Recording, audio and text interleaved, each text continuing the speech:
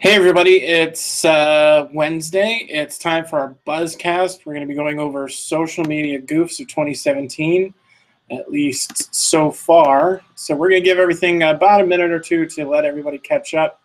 Now that the broadcast is live, we're going to go ahead and get started. Jenna is with me. Hello. Say hi to everybody. Hi. So we're going to get started relatively soon. Just hang out. And we're gonna go get the funny because we haven't brought it yet. So once we get the funny, then we're gonna get started. So give us a minute. We'll be right with you.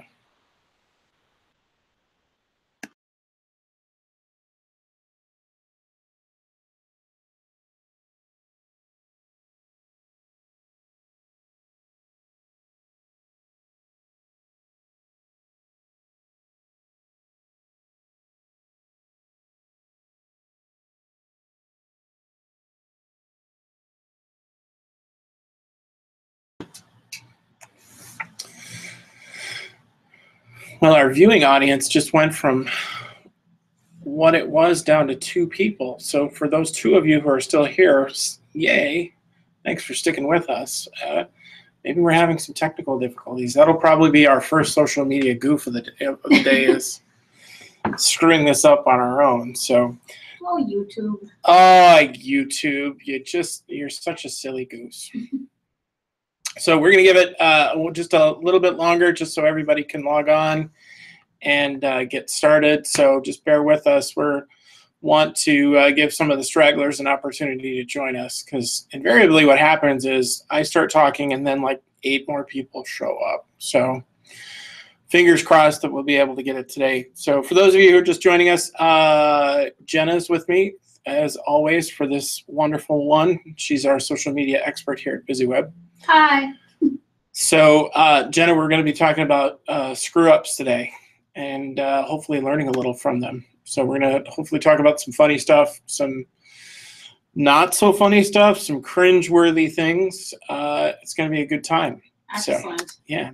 So this is a picture of me. This is a picture of Jenna. What you don't realize is that we are sitting in similar chairs. So, yeah, no, I guess you can tell that I'm quite a bit bigger than you are on this. So, for those photos not to scale, right? Yeah. Well, I had to blow yours up a little. So, we are a full-service digital marketing agency. We're based here in the Twin Cities in Minneapolis and St. Paul. What do? We do just about everything under the sun as it relates to marketing your business from a digital perspective. So we can build you a great website. We can build you an audience. We can get that audience to do things. We can have them and ultimately grow your business and increase your bottom line. So that's about it for the timeshare portion of our presentation because if you're interested in talking with us, we'd love to hear from you. We'd love to learn more about you to see if we can help, hopefully avoid some of the mistakes that we're going to be talking about today. But if you'd like to reach out, please do. So what are we going to do today? Well, we're going to break this down into 4 categories. First of all, given the social landscape of the world we live in now, I thought it important to lay out some ground rules of what we will talk about and what we won't talk about. Second, we're going to have Jenna the German explain to us what Schadenfreude is. Then next, we're going to go through our top 10 list of the just truly epic social media fails of the year so far. And then finally, we're going to talk about how do you bounce back from a mistake if you make one. So nothing is ever true. Well, actually, that's not true. There are a couple of really bad ones that probably ruined a few people's careers in this presentation today. So, but for just making a garden variety mistake, how do you bounce back from that? So let's go ahead and get started. So given the political landscape and the really how we are sort of 2 very different camps of people in the world today, I found it important to kind of lay out some ground rules. And so I might think of something politically is very funny and somebody might be very stupid, but half of you might disagree with me on that. So the first thing is we're not going to talk about politics today. That is what it is. You know, there's so many different ways in which you can slice that apple. We're just going to try and avoid it altogether. So second, we're not really going to talk about anything inflammatory. We're not going to be there are a lot of things that were just really, truly terrible and really bad career killing mistakes. We're going to try and avoid some of them. Well, I did include some of them, but finally, it has to be, this is a word I made up because we make up words here at BusyWeb. This my word is edutainmentable. So we have to be able to learn from it, and we have to be able to laugh at it as something that's sort of funny. But more importantly, we do have to learn from it. So, Jenna, talk us through Schadenfreude. Well, Schadenfreude, as you can see on the screen, is pleasure derived by someone from another person's misfortune. So if you see someone trip on the street in front of you and you let out that involuntary laugh, or haha, we've got Nelson on here, that's Schadenfreude. And basically the entirety of our presentation it's nothing but Schadenfreude. In action. Yeah. Yeah, so we can learn from people screwing up, and it's okay to laugh, and it's okay to have some fun with it as long as we learn not to do it. Think of it as the 15-year-old on the side of the highway crying while her dad is yelling at her for crashing the car. That's what we're going to be talking about today. So here's our first one. Jenna, you're a football fan, right? So you know who this guy is. Oh yeah, I'm real big on the sports. The sport. so this that's is the one where they kick the ball, right? Yes, that is the only one in which they kick the ball. This is Colin Kaepernick. He used to be the quarterback for the San Francisco 49ers, and he decided last season he was going to make a political statement by kneeling during the national anthem in order to protest racial injustice and police brutality in the United States today. So at the end of the season, the 49ers released him, and he was a free agent, and he was looking for a new team. And so a lot of teams considered signing him. One in particular wanted to sign him. It was a organization called the Baltimore Ravens. They're based obviously in Baltimore. They're a pretty good team, and they were talking about signing him and bringing him in for this football season.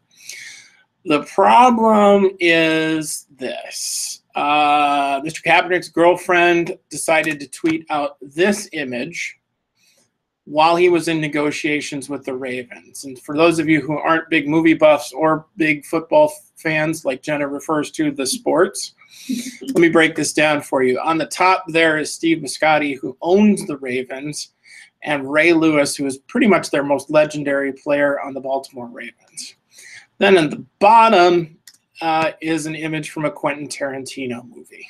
So obviously there's an implication here that Ray is some sort of slave to Steve, which really is not true.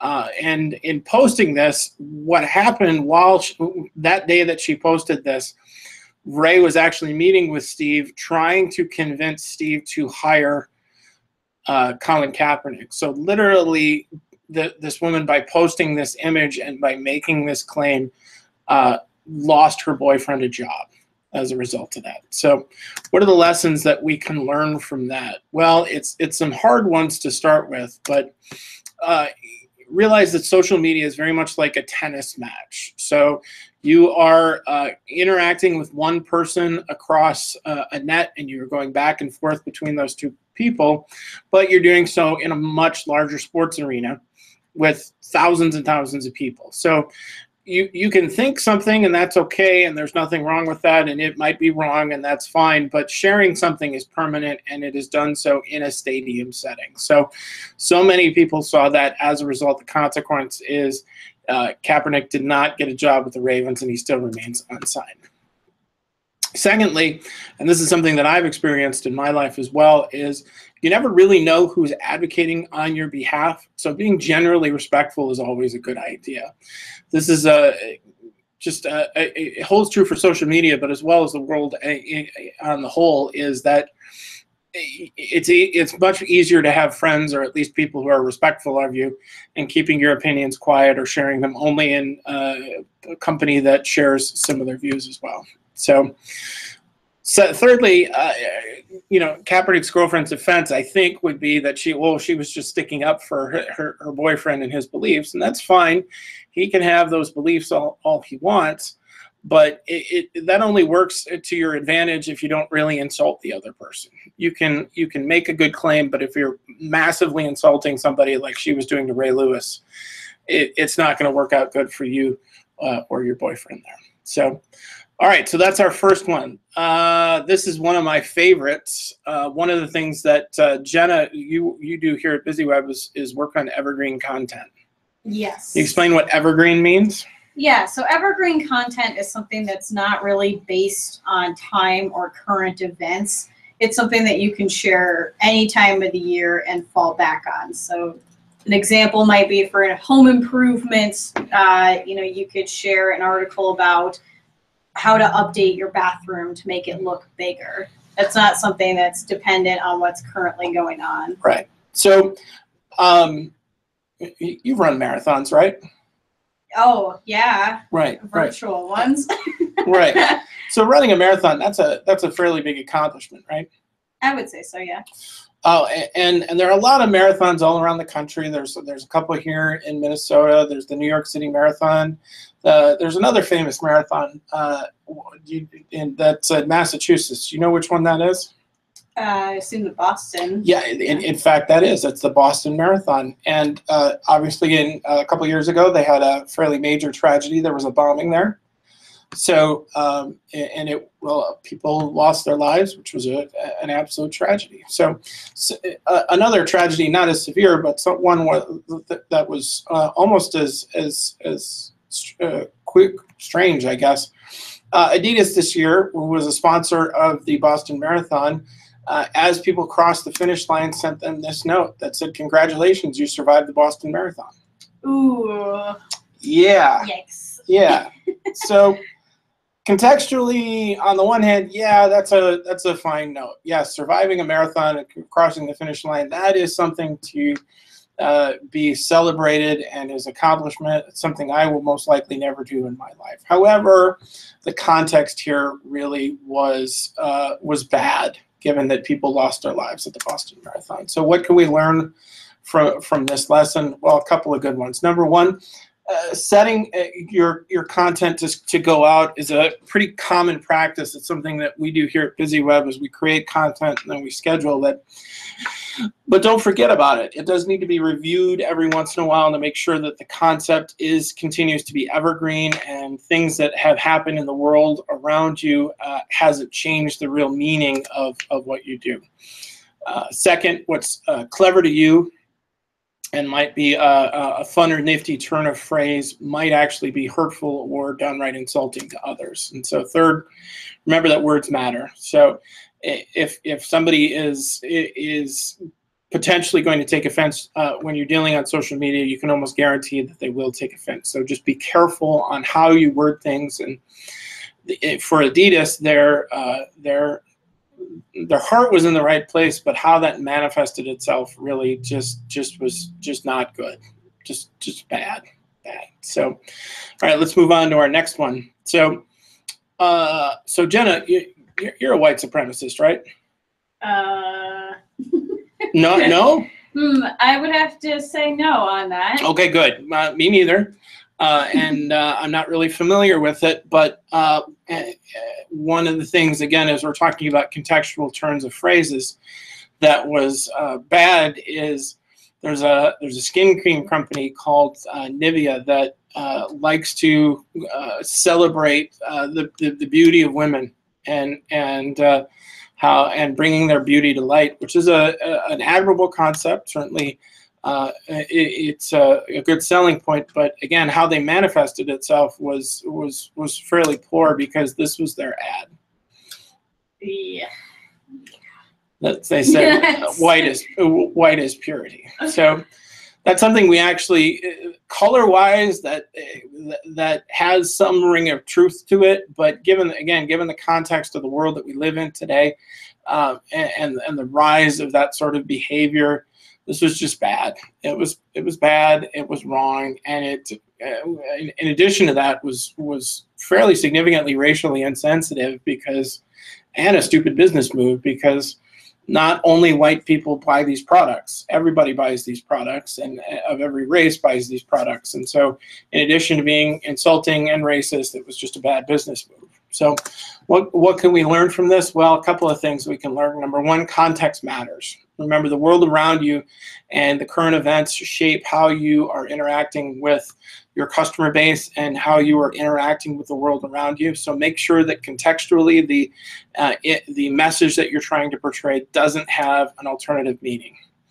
Second, this was something that they were trying to portray, this idea of, again, purity, but by doing so, they made it a very short, truncated sort of message, and that's not always a good thing. Sometimes more words are more helpful to get your message across, and not everything can be boiled down into a 3-word statement. So third, again, remember, if it's insulting, more than likely someone will be insulted, and if it means something different to someone else, then it's going to mean something different to someone else. Simple as that. So make sure that the messaging that you're putting forth doesn't have a different meaning than you mean it to.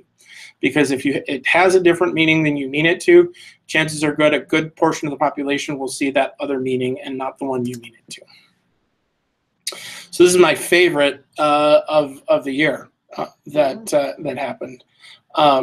Jenna, do you remember who won Best Picture last year? Yes, wasn't that the debacle with Moonlight and was it La La Land, or was it something else? It was actually Moonlight. And what happened was, at the Academy Awards, what happens is there's 2 people on each side of the stage who have the exact same envelopes. Depending upon which side the presenters come out on, one of those people handing out the envelopes gives them the right envelope. Award this year, who was Warren Beatty and Faye Dunaway, were given an envelope. They walked on stage, but it was the wrong envelope. The right envelope said Moonlight. They read out La La Land. And that was because the guy from PricewaterhouseCoopers, who was handing out the envelopes, was too busy tweeting to really see what happened, and so he gave them the wrong envelope. So this was not a social media goof that actually happened, as much as it was a goof that happened because of social media. So what are the lessons that we can learn from this? Well, number one, keep your head on a swivel, man. There's a great world around you, and that's the purpose of social media, is to record and share that world. But it shouldn't be a replacement for the world around you. Second, again, reporting on what happened is great as long as you're aware as to what's actually happening. You'll see this a lot in college campuses, and really you can almost time it if you sit on a quad and you can watch kids on their phones just walking into each other because they're not aware as to what's actually happening. So keep your head up, keep examining the world around you, and sometimes it's good to just turn the thing off. So. Okay, I couldn't resist. I made it through.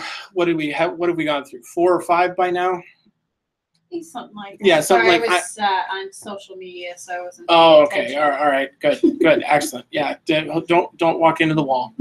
I made it through 5 before we had to go into some politics to get in.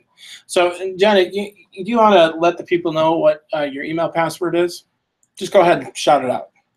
It's I love kittens 242. 242, and is there an underscore in there at all? Well, of course, there's multiple, and it's alternating caps and lowercase. Okay, good. So again, just as a reminder, number one, this video will be posted to YouTube. So if you want to hack Jenna's email, you can go back and look at this later. But good news is, Jenna, you've revealed your password on social media right now. I don't know if you noticed that. And no, you did that, but it's okay because you're in good company. I trust everyone watching. Right, and me too, really. Sean Spicer, the former press secretary for President Trump, also did the same. He posted his password. Question is for what? Question is, did he quickly change it? But he did, in fact, in January of this year, post one of his passwords on Twitter, as you can see there. So what could we learn from something as simple as this? Is number one, simply just be careful what you post. If you're moving at a breakneck pace, which I'm sure Mr. Spicer was, make sure that you take just a half a second to think about what you're doing before you in fact do it. And then here's what I would suggest is, that what Sean Spicer's password was that was complicated. There were numbers and alternate letters, and like Jenna's even with the I Heart Kittens 242 with the underscores and oh, I probably shouldn't have gone into that a second time. My bad. Sorry. Just make your password very memorable, like something you can remember, like password or like 1234 as a password, and then you won't have that kind of problem anymore, because then nobody will believe that you actually posted that online. So. All right, so this is a good one. You eat at Wendy's a lot, right, Jenna? Sure. Yeah. Well, let's say that. Well, for a sponsorship, maybe perfect. Wendy's will sponsor our. I'd love it. And if you're listening from Wendy's, please give us a call here at the office. We love your food and your products, and we're big fans. So I kind of screwed up the PowerPoint here, but on my picture, this is a tweet of somebody asking the Twitter feed of Wendy's to say, hey, can you let me know where the nearest McDonald's is? And the Wendy's Twitter account said, sure, here it is. It's a pretty savage response. Very savage. I actually, truth be told, this is the second best mic drop response that I have in this slide deck. I actually have one that's quite a bit better than this. So what are the lessons that we can learn here? Well, number one is do not taunt Wendy's, because they will make you suffer for it. But more importantly, funny as funny does. This is a great illustrative example of the value of flattening with social media. Is you have an opportunity to talk to really big brands and have a chance to interact with them on a one-to-one basis. And so the good news is the person who does the Wendy's Twitter feed, it's actually hilarious. And if anything you take from this is you should really follow the Wendy's feed, even if you don't necessarily eat at Wendy's. But by being funny and being irreverent and by interacting with people, they've actually grown a huge following and has actually increased the business as well. So this is, in any conversation about the big social media screw-ups of 2017, really had to include United Airlines. And I couldn't even really figure out how to classify this, but let me try this. Jenna, you're in a fight club, right?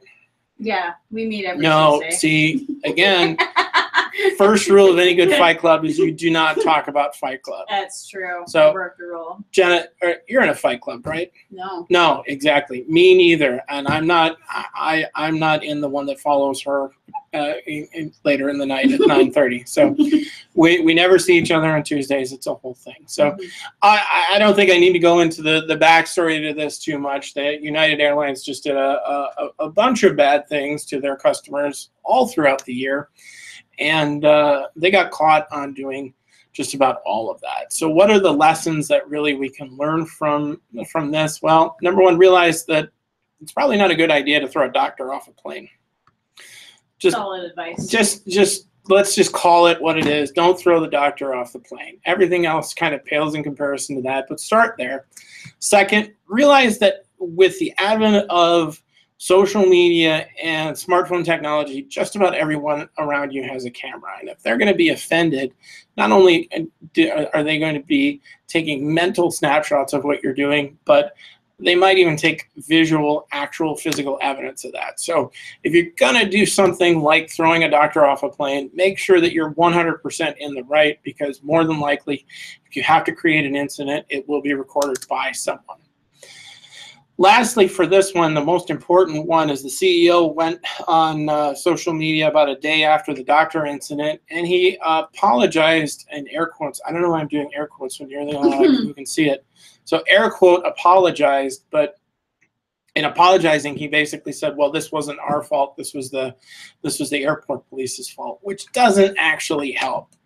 The fact of the matter was it was on a United plane and he was a United customer. And so there had to be some responsibility that we're taking for that. So when you do apologize for making a mistake, that's the right thing to do, but actually make it a sincere apology and demonstrate how sorry you truly are.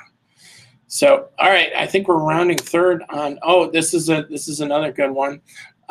This is from the Department of Education. So, earlier this year, during Black History Month, they posted a quote from W.E.B. Du Bois about education, saying, "Education must not simply teach work; it must teach life." It was a great sentiment, and it's really it's words to live by. Trouble is, this is from the Department of Education during Black History Month, and that's not how you spell W.E.B. Du Bois. It's spelled D-U-B-O-I-S.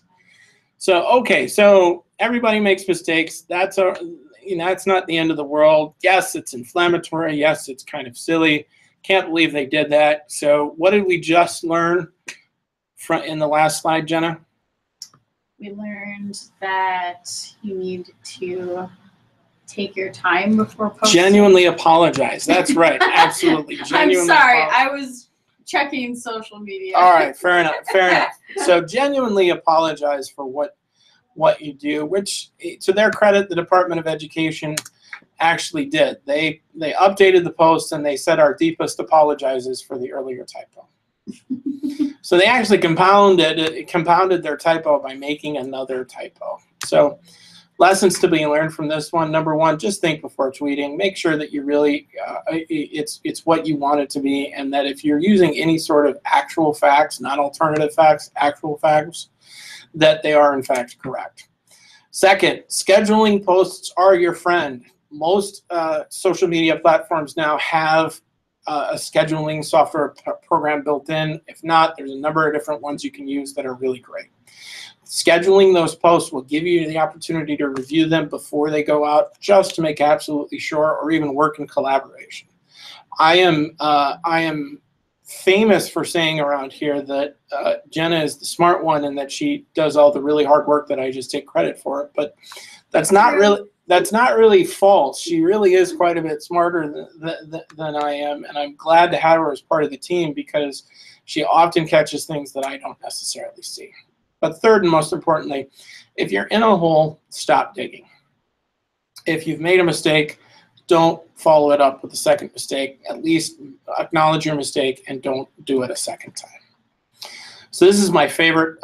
This is my favorite one of the year. I don't really have any lessons learned, but this is just a really fantastic mic drop.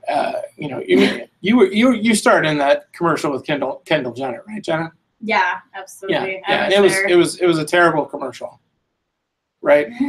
Yeah. Yeah, it was really glorious though after it was posted online, because I've never seen so many people come together to hate. That's true. It was actually quite beautiful. That's true. There was almost a united hatred for this. So, and just for those of you who don't know that I'm kidding, Jenna has not been or done any of these things that we've talked about today. So everybody knows the Kendall Jenner commercial. It was supposed to be an homage to Black Lives Matter, but it was just galactically insensitive on top of everything else. And so really there's no lesson here, but I did want to share this because I frankly think this is one of the most awesome things I've ever seen in all my years.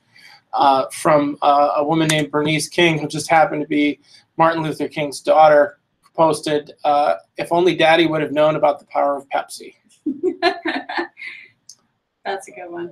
I mean, that's lessons learned. Well, there are no lessons learned. That's just a king-size mic drop.